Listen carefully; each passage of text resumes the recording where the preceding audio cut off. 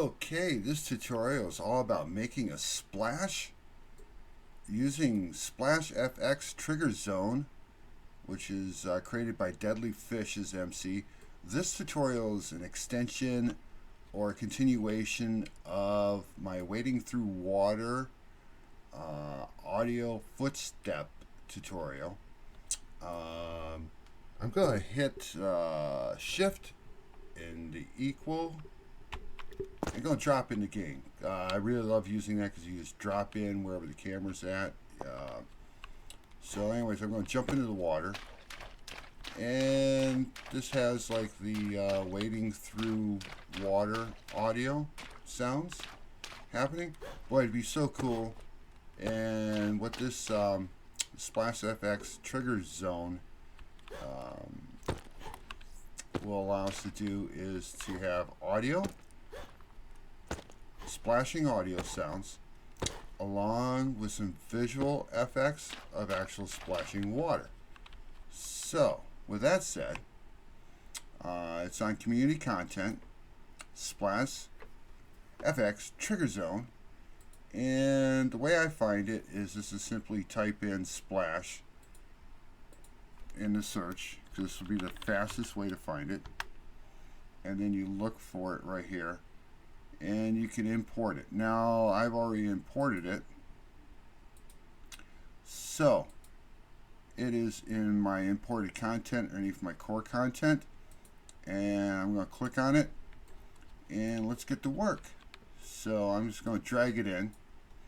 As you see, here's Splash FX Trigger Zone. I have my gizmo, my visitor turned on and off. Just hitting the V key. So now do a breakdown here. Generally speaking, you won't need to work with the underwater post-processing. You want to set that up individually on your own. So I'm just going to like de-instance and delete. The visual reference, we can do away with that. And we're just going to break it down so we're working with the trigger itself and we can easily resize this. And with that said, I'm going to back up here. And now, what I always like doing is to cut, and in this case here with the example, I have it all put together as an object, and I'll paste it into the hierarchy, and then I'll do the position. I'll center the position up. Excuse me. So it's aligned into here. It's like a quick alignment.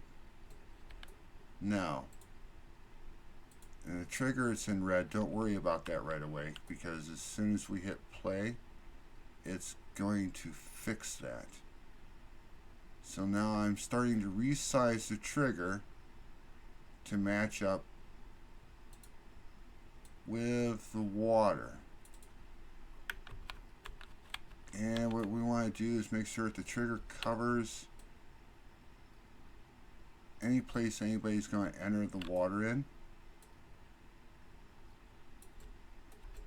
There we go. That looks about right. And you can always make adjustments with it, but I try to get pretty close to the surface for the alignment. So now I'm going to hit shift equals when we drop in, and now let's see what happens. Splash!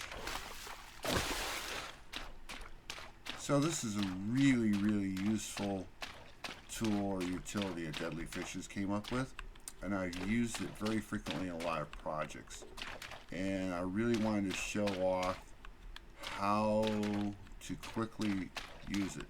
We didn't need to have like any underwater post-processing effects like we're swimming through the water. Now there is another thing I'm going to apply to, and I set up a swimming pool, and I've worked on configuring this up, and I have some splash water effects going on here where I've duplicated this upper end, I've duplicated that asset. I slightly raised it or elevated it, applied water texture to it, and made it invisible. Or, yeah, made it invisible. So, now with that said, you can swim underwater and have an audio sound set up for bubbles underneath here. But it'd be so cool to have this set up with the splash FX triggers.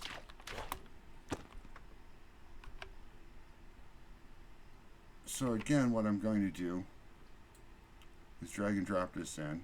I want to go through this again. So underwater post-processing. I already have like two post-processing volumes set up to the pool. So I can delete that. De-instance delete. I do not need the visual reference, and solely going to rely on the visibility enabled by hitting the V key while in edit mode. So again, I'm going to like cut the object, and I'm going to go for a swimming pool, and I'm just going to paste it in here, and I'm going to take the position. I'm going to use this little revert to default, and that will center it up.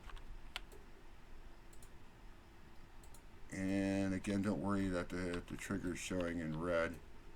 That will get fixed as soon as we hit play. But now I'm going to align it somewhat close to the top of the swimming pool. And I probably want to make this a little bit deeper. If not, if you swim down really deep and then you come back into the trigger again, you get a splash effect, sound effect, and visual effect while you're underwater, which isn't so cool. So that looks about right. We'll test it out here in a minute. So now I have that set up, and with any luck, I'm going to hit Shift and equal to drop in the game, and voila, we have splash effects. Now it really makes the pool come to life. There's so much life that this splash effects trigger, a Deadly Fishes created and it's on community content, adds to the environment.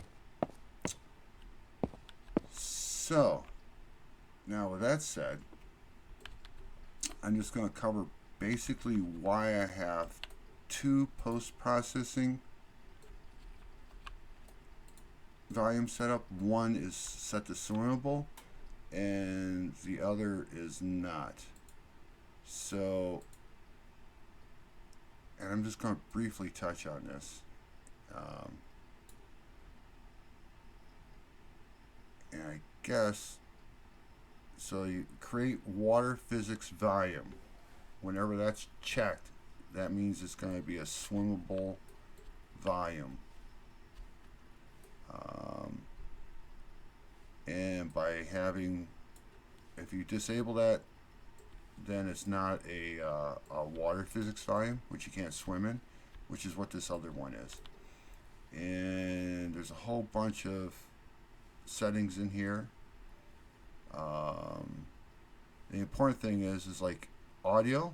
There's an audio, control audio, and when true, audio will be altered on entering the volume. It applies basic DSP, which is digital signal processing effect, that gives audio landscape more of an underwater feel.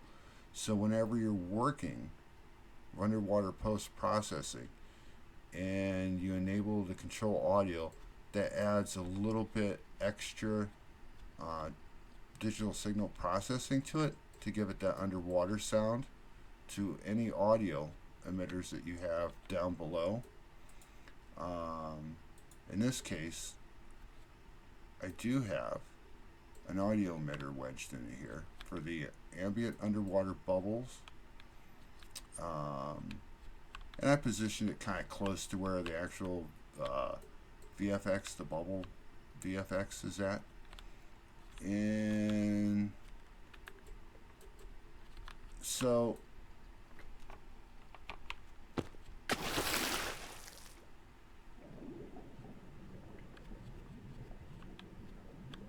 it literally sounds like you're underwater with bubbles.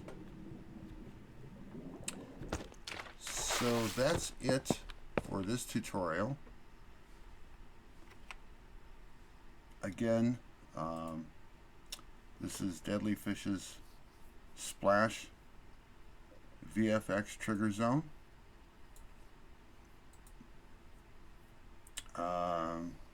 I've used this in a ton of different projects right now, so I wanted to share something very useful. And anyways, everybody have a great game, and thank you very much.